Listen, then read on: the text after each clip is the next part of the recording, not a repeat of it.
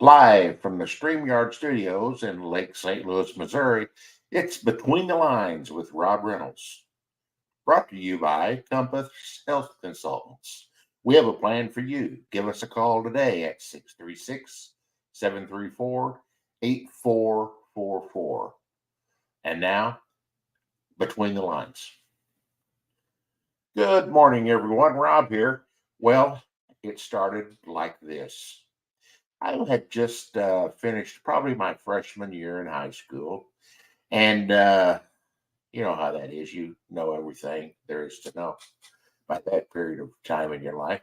And I overheard my parents one evening talking about how it may be time for me to get a job over the summer. And they thought it would be a good idea if I baled hay. So I listened closely and I thought, what? Bale hay? It's going to be 95 degrees. And guess what? This fat boy ain't baling hay. I mean, you're going to have that sweat and those little prickly things. I better come up with something different. So I didn't say anything. They didn't say anything. And I thought about it. I thought, well, you know what I think this town needs? This town needs a SnoCone Man. I mean, who doesn't like that icy, satisfying, flavorful feeling when it's 95 degrees and about 98 humidity and feels like it's about 300 degrees outside? I mean, who doesn't like to hear that bell when the SnoCone Man is coming? And it's even better whenever the SnoCone Man has just about every flavor known to man. So that summer, we made a little trip up to St. Louis and found a place that handles every type of syrup and every flavor you would ever think of. And they had an ice crusher, and they had a ladle, and they had cups, and they had spoons, and they had straws, and they had everything you need to be a good SnoCone Man. So we loaded up with about 17 of the best flavors you can ever find in a gallon and decided that we would go into that red Willys Jeep with a bell hooked onto the side, and we would be the SnoCone Man. So I enlisted the help of my sister. She was the producer there in the back. I just drove the vehicle, rung the bell, had a little piece of cotton in my ear so it wouldn't get too damaged there. And we'd take off every day, morning and night, and we would sell snow cones. Now, the pricing was 20 cents for just a snow cone, 5 cents for extra juice. So for a quarter, you got extra juice and the most just satisfying flavors you've ever had. Well, there's a few things that I discovered while we were doing that kind of tells you a lot about what your personality is, what you're like, and more important, what you're going to grow up to be like that, according to what kind of snow cone you like. First of all, let me get this out of the way. The most popular flavor of snow cone is grape. It just is. Now, you can argue about that, but you're wrong. It's grape. What we found out, though, through very intensive data, was that the most popular, what most kids, what's your run of the mill kid? He was out playing, he's all sweaty, and she's all just running and playing hide and seek. The most popular flavor was either grape or cherry. Now, they usually, you could tell if it was just a normal kid, and you would say to yourself, huh, that's a normal kid. They would give you 20 cents, take their grape or cherry snow cone, and be on their way. Now, sometimes you would get one of these kids that was like way out of the mainstream, and they'd want something like root beer. Well, we had it, but you know what? These were kids that you could just tell by looking at them. They had issues. They did have issues. You could just tell. Root beer? What? We hardly knew what that was in Southern Illinois. But now there were other flavors. How about this one? Banana. Woo-hoo! One of my personal favorites, but I tell you, you had to look at somebody pretty strange when they wanted a banana snow cone. I can tell you, you immediately thought, huh, we got to watch this one. There's no telling what's going to turn out here. Banana? And then you had the ones that they might want something totally weird. And they were the type of kid where you thought, I just wonder if I ought to just take this kid down to the police station, right? They're going to be a problem. And then if someone ordered like root beer and lime, now who would order root beer and lime? You would if you were going to be a problem. If you were going to be a problem later on in life, that's what you get, a root beer and lime. Well, there are other things you had to keep in mind. One of those things was sometimes you wanted a rainbow. You wanted a grape, cherry. You could put any 5 flavors you wanted together. Uh, and then you probably would add extra juice. So a lot of times we would group grape, cherry, lime, orange, and you would just have a rainbow. Well, that wasn't anything except as a kid, you were probably 6, 7, 8. You were confused. You're just confused.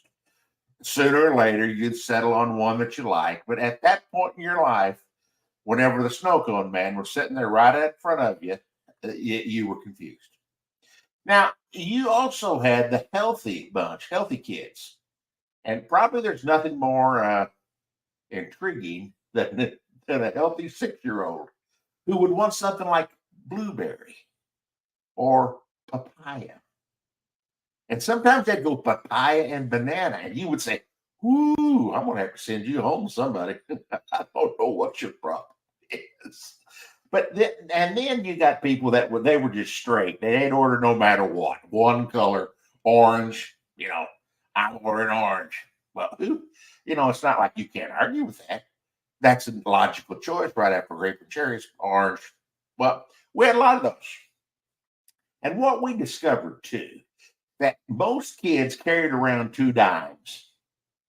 But the kids probably they were a little bit better off. Their parents were a little more lenient, a little more I don't know, trusting. Why they'd give their kid a quarter, and that kid immediately would get extra juice.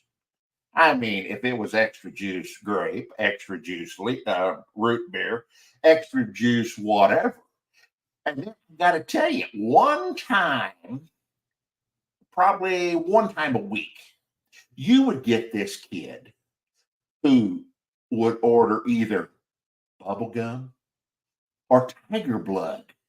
Now, when that happened, you didn't wait to take him to the police station. You immediately called the cops right then, have them pick them up and drive them away. Sometimes they were screaming, but at least they had a snow cone they could chew on while they were headed to jail.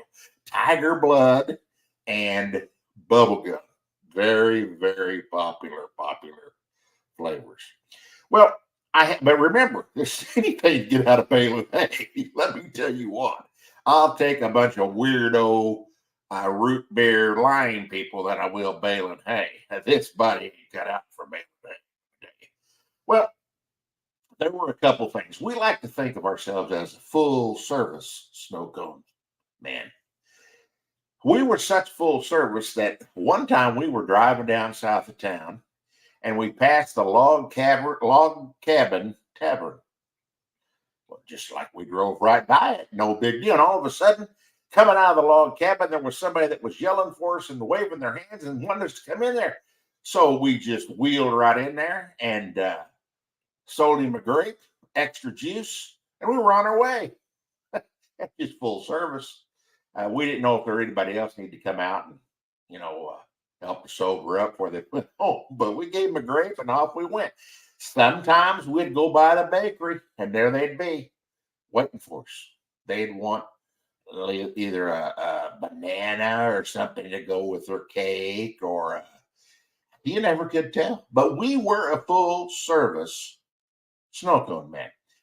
Now, being the SnoCone Man didn't come without its hazards. One time we wheeled into the Busy Bee market.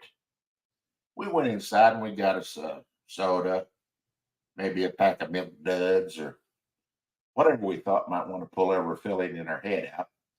And We came back out, and there they were, three teenagers stealing snow cones. Can you believe that? And I said to myself, I said, you throw those snow cones out right now. Hold it right there. And if you don't stop, the next sound you're going to hear is this bell ringing right over your head when I run you down. Well, they looked at me like, oh, it's a weirdo. I remember him. He used to bale hay. We're sweating. They poured them out right there. And I thought, well, there you go. They won't be stealing snow cones on us. And they didn't anymore, I'll tell you. So I tell you what I want you to do. The next time you hear that little SnoCone Man coming, you can hear him for miles. We used to have him join us. Looked like it looked like a Cardinal ball game. There were so many packed around the Jeep, and we were called the SnoCone Man with the red Jeep. In fact, I'll bet you that some people listening to this right now bought a snow cone from the SnoCone Man. And if you didn't, well, you missed a blessing. I can tell you that. So I want you to think about tonight. What kind of a person are you? You're a grape and cherry person, orange person, rainbow person, one of those weirdos with root beer. I don't know why I think that's so weird, but I just thought that was weird. Now, it happened to be one of my favorite flavors, but it got me when a 6-year-old was wanting that. Anyway, I just thought you might enjoy and smile a little bit if you heard about the SnoCone Man. They don't have SnoCone Men anymore. They got the full truck.